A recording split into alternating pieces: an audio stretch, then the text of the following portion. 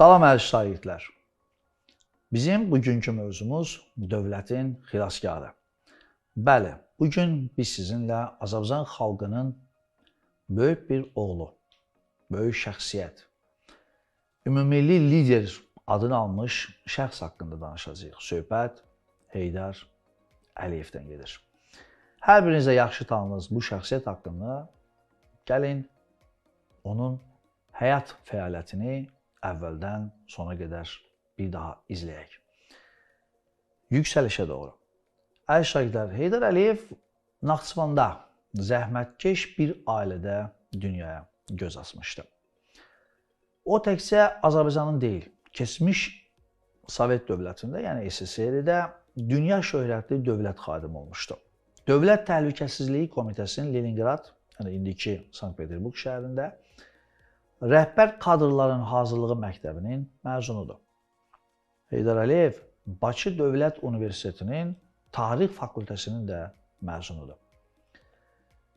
Heydər Əliyev gəncliyindən bir sıra yüksək vəzifələr tutmuşdu. Bu vəzifələrdən biri də məhz Azərbaycan Sovet Sosialist Respublikasının rəhbəri vəzifəsi idi. 1969-1982-ci illərdə o SSR-yə rəhbərlik etmişdi. O bu dövrdə Azərbaycanda iqtisadiyyat sürətlə inkişaf etmişdi. Ölkədə yeni sənaye müəssisələri istifadə edilmişdi. Kənd təsərrüfatına böyük nailiyyətlər əldə olunmuşdu. Mədəniyyət, təhsil, ədəbiyyat və incəsənət sahələri diqqət mərkəzində olmuşdu. Hər il yüzlərlə gənclərimiz SSR-nin ən yaxşı ali məktəblərinə göndərilirdi. Peşəkar Azərbaycanlı hərbiçilərin sayını artırmaq üçün Cəmşid Naxçıvanski adına hərbi lisey də məhz Sovet Azərbaycanında Heydər Əliyevin rəhbərliyi dövründə fəaliyyətə başlamışdı. Heydər Əliyevin Azərbaycanda həyata keçirdiyi bu uğurları mərkəz Moskvada Sovet rəhbərliyinin diqqətini özünə cəlb edir. Məhz belə bir professionalın öz sahəsində, dövlət quruculuğu sahəsində, xüsusilə iqtisadiyyat sahəsində mərkəzdə olmasını arzu edir və bu səbəbdən də Heydər Əliyevi mərkəzə dəvət edirlər. 1982-ci ildən Sovet dövlətini idarə edən rəhbərlərdən biri seçilir Heydər Əliyev. Təsəvvür edin, bir qədər əvvəl tək Azərbaycan Sovet Respublikasını idarə edən Heydər Əliyev, indi isə 15 Respublikanı idarə edən dövlətin əsas idarə edici heyətinin üzvü idi.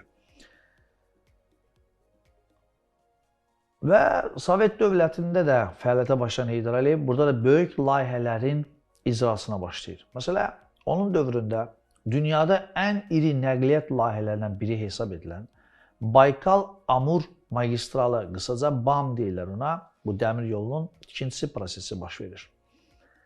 Sibir və uzaq şərqin təbii sərvətlərin mənimsənilməsində, iqtisadiyyatın inkişafında bu dəmir yolu əvəz olunmazdır. Və təbii ki, bu əziyyətin bəhrəsini necə görmək olar? Məsələn, bunu Rusiya xalqı da belə yaddan çıxartmayıb, onun bu layihənin həyata gəlməsində. Belə ki, 2008-ci ildə BAM-ın 210-cu kilometrində yerləşən Anqoy stansiyası yenidən təmir edilir.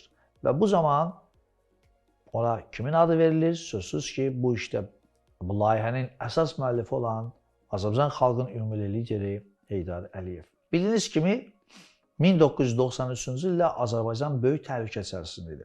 Ölkədə az qala vətəndaş müharibəsi başlayacaqdı. Bir sıra rayonlarımız işğal olunmuşdu. Azərbaycanda vəziyyət ümumiyyətlə gərgin idi. Xaricdən idarə olunan qüvvələr Azərbaycanı parçalamağa çalışırdılar. Dövlətimiz mövcudluğu sual altında idi.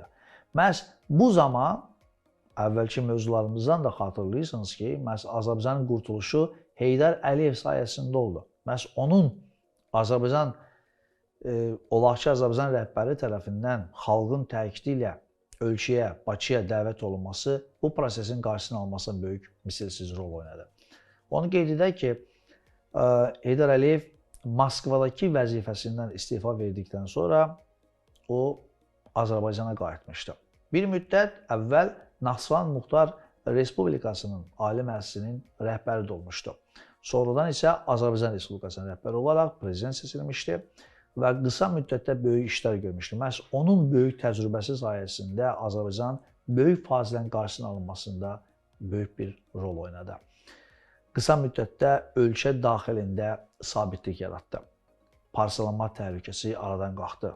Vətəndaş müharibəsi qarşısı alındı. Heydər Əliyev ağır vəziyyətdə olan bizim beynəlxalq vəziyyəti belə düzəltmək üçün addımlar atmağa başladı.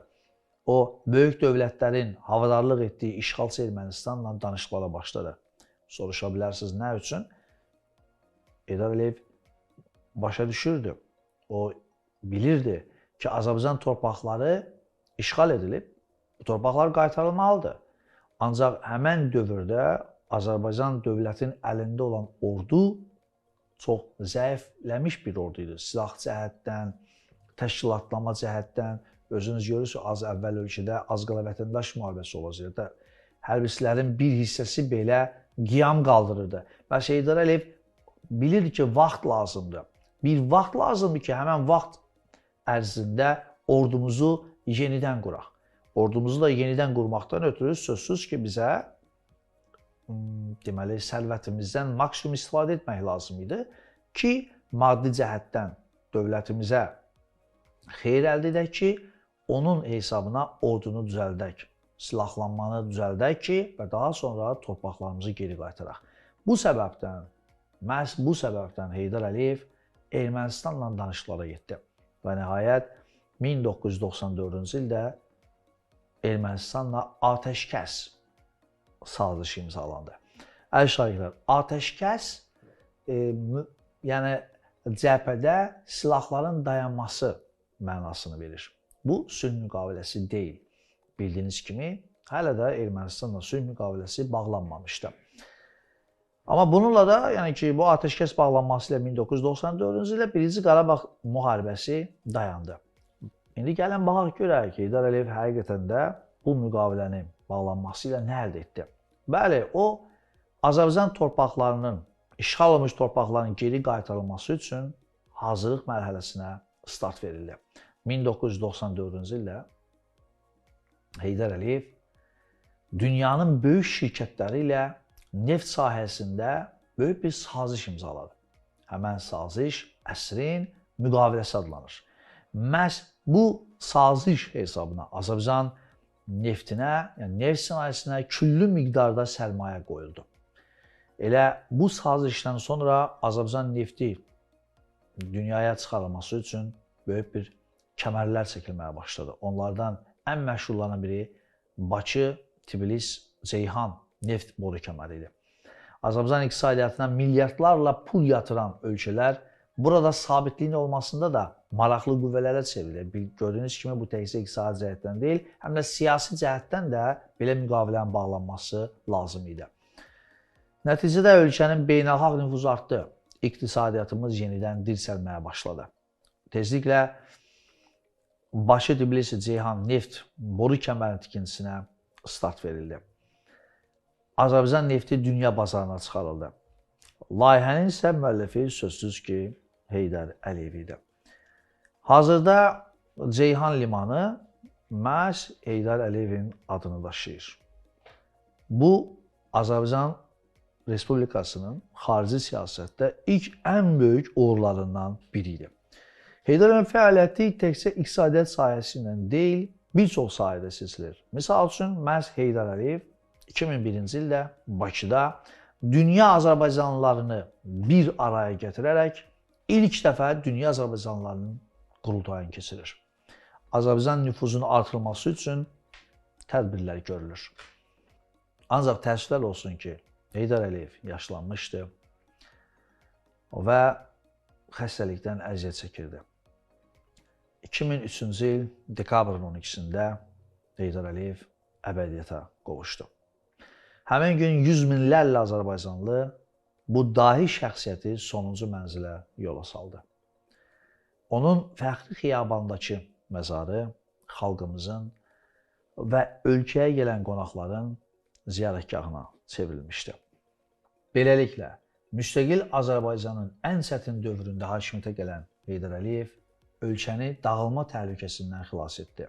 Özündən sonra güclü, beynəlxalq aləmdə nüfuz və söz sahibi olan bir dövlət miras qoydu.